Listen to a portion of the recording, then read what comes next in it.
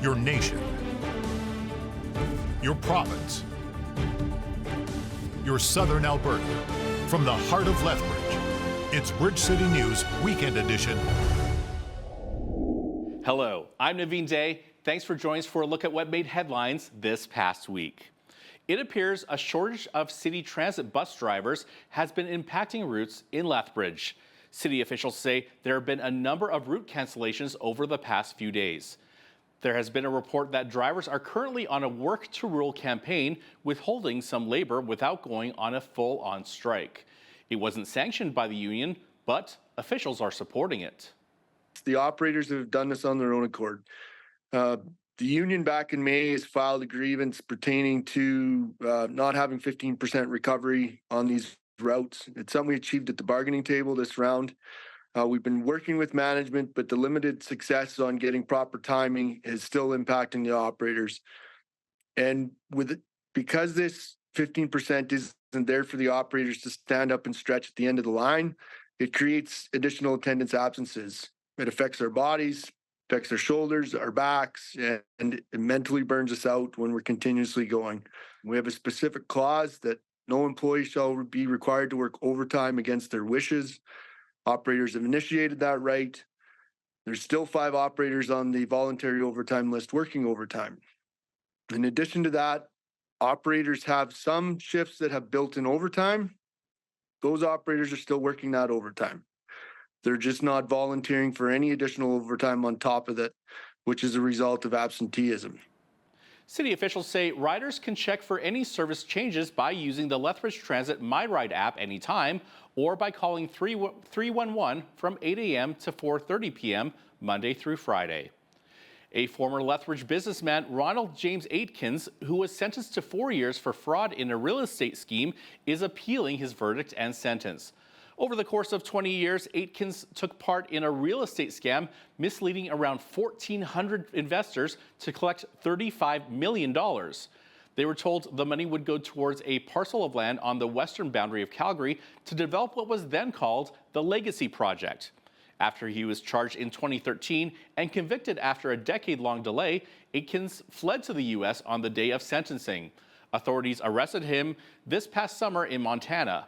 Aitkins' defense lawyer claims the judge's findings are not supported by the evidence and the 4-year term was excessive. Lethbridge police have charged a male and female in connection with a break-in at a downtown ice cream shop that occurred on Monday. Crime and vandalism has been an increasing problem in our city as many local businesses and owners fear that they could be the next target. There are also folks coming to the rescue of business owners who have been hit. BCN's Landon Hickok has that story. A large lineup of people gathered at Cookie Crimes on Wednesday, a downtown ice cream store that has gone through major challenges as of late. On Monday, Lethbridge police say multiple suspects broke through the store's front window at around 1 a.m. and stole approximately $1,500 in ice cream and other property and caused $1,000 in damages. The police released photos of 10 suspects, 2 who they believe caused the initial break-in, and 8 more during the night entered the store and walked out with stolen goods. With the store reopening for the first time since the incident on Wednesday, the store owners say despite the hardship, they have received a tremendous level of community support. It's been a very stressful week. This isn't our first break-in. This is our 4th one since Boxing Day. So it's been financially kind of troubling. So there's definitely some psychological challenges we're having there, but we're getting an outpouring of support. Another downtown business, Gifty's Boutique, has seen a number of crime and vandalism incidents in the past. The most recent incident saw someone break past the security roller and break through the glass door. I feel like maybe the police should be patrolling like every 1 hour or something, just every single street that this business is on, if I'm not wrong, like just to drive around, just to see. But police aren't the only ones that are advocating to support downtown businesses. I find personally that the more people are downtown, the less untoward stuff seems to be happening. So what I would say is everybody can support downtown if more people come downtown. For Bridge City News, I'm Landon Hickok. Catherine Marie Mills and Davy Clifford Weasel Moccasin, both of Lethbridge, have each been charged with break and enter to commit theft. They were released from custody and scheduled to appear in court later this year. Up next, a new study shows that 48% of Alberta nurses under the age of 35 are leaving. We will explain why and where they are going after this break.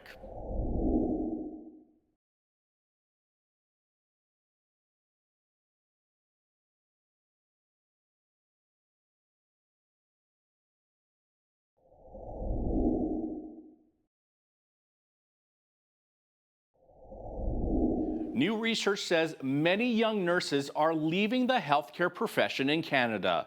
The report from the Montreal Economic Institute says around 40% of nurses under the age of 35 are bailing on the industry in Canada, while here in Alberta, the number is even higher at 48%. The co-author of the report, Crystal Vita-Vrongel, explains why so many nurses are wanting out and why some are considering moves to the U.S. It is a lack of long-term flexibility and the structural components that make an already difficult job harder. We've got mandatory overtime, you've got a lack of shift flexibility, and really very little to no work-life balance. We do see nurses that are licensed in one province actually working across the border in the United States. So that's definitely a component, but there's also nurses who are leaving to work in these independent staffing agencies. Vita-Vrongel says the restructuring of AHS needs to be examined and how the decentralization can support frontline workers. A new study says Alberta has the 5th highest average star rating for hospitals. The research done by Presler Injury Lawyers reviewed Google data as to which provinces had the highest and lowest ratings in Canada. The province said with the best access to patient care was Manitoba, following an analysis of 19 hospitals. Second place was British Columbia after 66 hospitals were analyzed. Quebec came in third with their 138 healthcare facilities. Saskatchewan was fourth based on reviews of 17 hospitals. And again, Alberta was ranked fifth following Google reviews of 74 hospitals. Nova Scotia was number 6 with their 21 hospitals. Ontario was ranked number 7 following an analysis of 147 healthcare facilities. And New Brunswick, with their 15 hospitals, was ranked number 8. The findings by Presler Injury Lawyers only featured the top 8 hospitals. Construction continues for the twinning of Highway 3 between Taber and Burdett. Bill Chapman, Coaldale councillor and past president of the Highway 3 Twinning Development Association, says the project appears to be on time and on budget.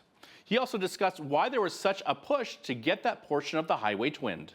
Safety is obviously foremost, first and foremost on everybody's minds. And of course, everybody needs to get from A to B and in a safe manner.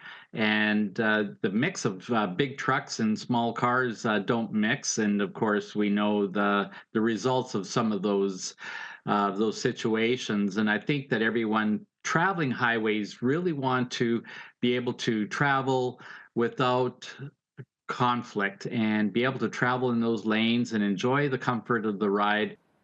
Chapman says the first 46 kilometers of the highway should be completed by 2026. The UCP now has their candidate for the Lethbridge West riding. Lethbridge City Councillor John Middleton Hope won on the first ballot Monday night when he received 2 votes over 50%. He defeated Aaron Leclerc, a former constituency officer manager, and Shauna Gruninger, a Lethbridge real estate agent. The final vote tally was 289 votes for Milton Hope to Leclerc's 193. Gruninger received 51 votes. Milton Hope will now take on former Lethbridge City Councillor Rob Miyashiro with the NDP. He says he is up for the challenge.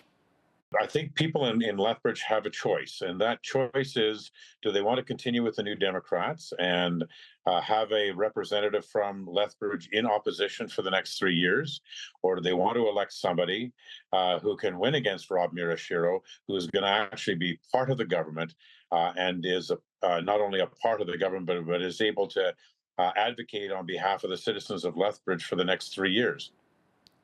Lethbridge West has been without an MLA since July 1st after former NDP cabinet minister Shannon Phillips stepped down. The man who died in Calgary police custody has been identified as 42-year-old John Wells, and who was a member of the Blood Tribe. Back on September 17th, police in Calgary were called to the Carriage House Inn on reports of a man causing a disturbance and refusing to leave the property. Officers say they attempted to de-escalate the situation. However, a struggle ensued, resulting in one officer pulling out a taser and another deploying pepper spray. Shortly after Wells was taken into custody, he went into medical distress and died at the scene despite efforts from EMS to revive him. John Wells was known as a champion rodeo participant, becoming a Steer Wrestling Tour champion back in 2012. He previously served as the president of the Blood Tribe Ag Society. ACERT is continuing to investigate the incident and will release more details at a later date. Are Canada's efforts towards reconciliation with our Indigenous peoples working? A discussion about that is up next.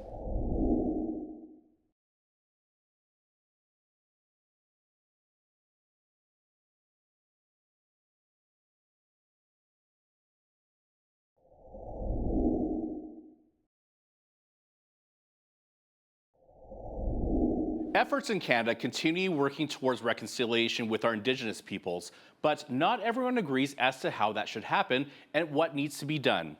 Deborah Manous is the president of the Aboriginal Ministries Association of Alberta. She shares with BCN's Jeanette Roche her experience with part of Canada's troubled past. Take a look. So Deborah, I understand that you yourself attended a residential school. You've also, I believe, written a book about your experience called Scooped, A Stolen Generation. Can you maybe share what your experience was like? Yes, definitely. I basically had been taken away from my family at a very young age. I was 4, and there was 6 in my family. Myself and my older brother, we went into one home, and the other children were all separated into 3 different homes. We were all into 3 different homes, and our family, basically, my grandfather, he was the hereditary chief of the community in Calling Lake, which is about 130 miles north of Edmonton. And they went after the kids that were, predominantly, leaders in the community. So then everybody just followed suit. So this was everywhere, all across Canada, that had happened. And fortunately, I was in a good home at the beginning. I was in a wonderful home with some people that were Christian, that were loving and kind. And later on, I went into a facility because they had, wanted us to be switched. And a lot of times that was a problem. So many children, unfortunately, were taken from one facility to another, one home to another. And that caused a lot of, problems for the children. So I do talk about that in my book quite a bit, residential school and what it looked like and how it affected, our people and the whole, system that it had, developed into this nation. And anyways, the scooped part of it, basically, I had learned as I was doing research on the book, was that the term was coined by a worker. She was a social worker. This was during the early 60s. Yeah, and you're talking about the 60s scoop, right? Yeah, Which the 60s you scoop. were a part of. Yeah. And she basically was going into the home and into different communities, into the homes, scooping up the kids, leaving. Another home, scooping up the kids, leaving. And she coined the term, I'm scooping the kids. So this became the term for the 60s scoop. And there were like pictures all across Canada in the media, as well as newspapers is the media, and magazines and whatnot, of Native children that were being adopted all across Canada and taken into other countries, into a lot of the states, but I heard of other children going into other countries as well. So they were just, adopted out. and the poor parents never got to see their children again. Yeah. So looking back, Deborah, do you believe that the church and the government leaders were intentionally trying to harm First Nations people through this residential school program? Or do you think, that they were like well-intentioned at the time and simply didn't understand the consequences of this, or, how it would have had such a negative impact? Well, I think that in some aspects, yes, they were blind by the fact, like just kind of go in, oh, we're going to, help them to assimilate, help them to, come to live in a different lifestyle, come to, be in this, society and live like everybody else. And this is how we're going to do it. So they got the churches involved, the different churches involved, the Anglican, the Catholic. I know for that, for my researching with residential schools, that this was the case, as well as it moved on into 60 Scoop, but it was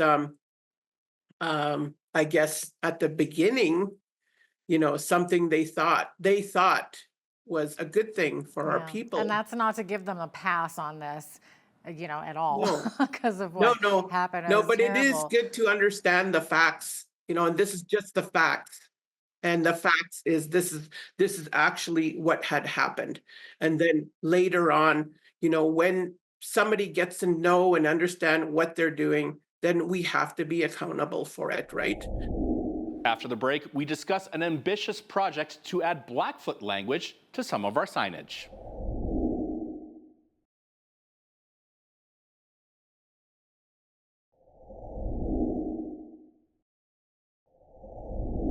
As you tour around southwestern Alberta, you may have noticed some signage in the Blackfoot language. It is part of a signage project funded by several organizations to enrich the landscape in our region. Jeanette Roche sat down with Arnold Fox, the director of the Blood Tribe Social Development, to learn more. Now, Arnold, as the director of the Blood Tribe Social Services, I know that you are also involved in a Blackfoot signage project. And just for some background for our viewers, several organizations in southwestern Alberta, I guess, have partnered up with Kainai Nation to fund the construction of Blackfoot language signs across the region. So I guess this is to both enrich the landscape and invite locals and visitors to learn more about the deep history of the region. And I would say have the opportunity to see the translations of certain community names in the Blackfoot language sort of come to life. I find that really interesting. So Arnold, as the director of Blood Tribe Social Services, you're a part of this signage project, which will see these beautiful signs come to life with this language. So tell me more about this project and sort of how it came to be. Okay, I would like to think that really the idea was planted as part of the TNR, the Truth and Reconciliation. All of the recommendations, I think there was 108 recommendations that came from that. And I've been noticing in southern Alberta, in my world, I travel a lot to Lethbridge. We're not confined. We shop in Fort McLeod, Cardston. So we have a lot of daily interaction with these communities. And the Blackfoot names that were assigned to these communities go way back. Now, there's some newer communities that we're going to have to sit with the elders to develop the name. So South Row is the name of the organization that invited me to join. And so I did. And I didn't really know at first what the extent of the program was. But in our first couple of meetings, I've grown to appreciate that this is a really worthwhile effort for southern Alberta. I don't think there's enough we can do to further the relations between the population here, the Blackfoot or Blood population on Kainai, and the surrounding communities. There's been some excellent relationships that have developed over the years. I can two at this point that are kind of related to what we're doing. It just emphasizes more communication, positive in a positive light. So that's what we're doing with these. Now we're going to open it up. It's open to towns and counties. know how when you enter a county, you see a little sign? like welcome to Tabor or Cardston or So those are the two kind of that are foremost. Certainly welcome to look at other, but for those two, for the towns and the counties, we're definitely looking and hoping to get applications from them to this on this signage. It's such a fabulous idea, and I just look forward to seeing these new signs going up. And I believe the project is inviting communities, businesses, institutions to take part. And what they can do is, I believe they can apply. Is it a $2,000 grant that they can receive for the creation of this sign, right?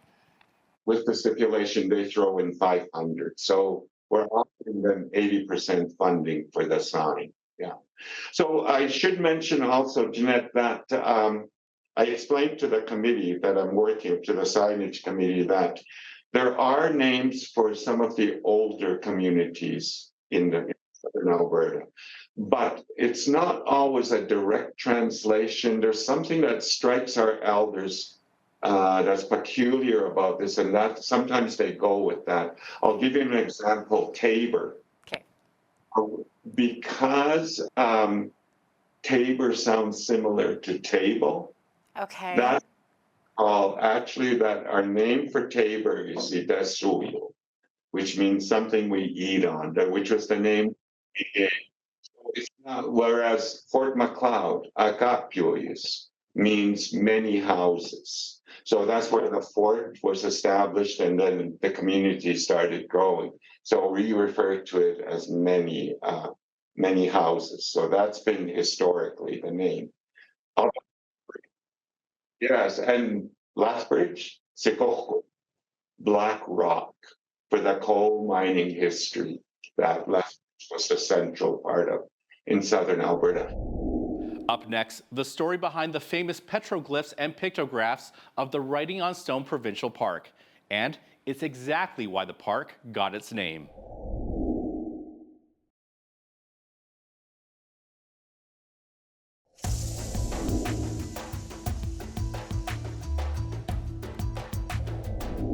Welcome back to our Truth and Reconciliation show. We are on location at Writing on Stone Provincial Park, and joining me is Rebecca. She's my tour guide today. Rebecca, thanks for actually bringing us into the park here. This is amazing. Awesome. It's really my pleasure. This is a really special place, so I'm glad that we could spend some time here together. It really is, and my understanding is it's a UNESCO World Heritage Site. Correct, yeah. So in 2019, this area received a UNESCO designation for outstanding universal value and as a living cultural site. So this place is most associated with the Blackfoot people. It's likely that there have been other First Nations people for whom this place is important as well. But really we're in the heart of Blackfoot country.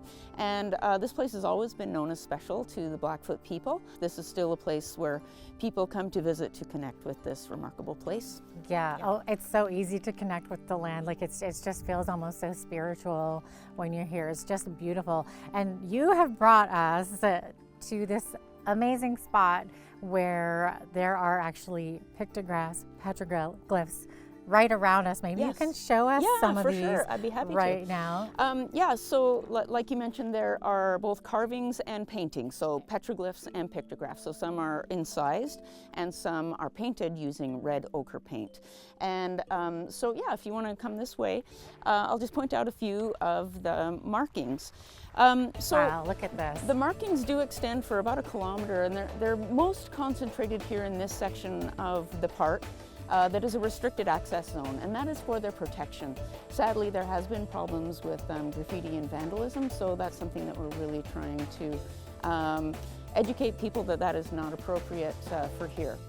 But the markings that we find right here are very distinctive, and we see lots of individual people who are holding these great big round shields.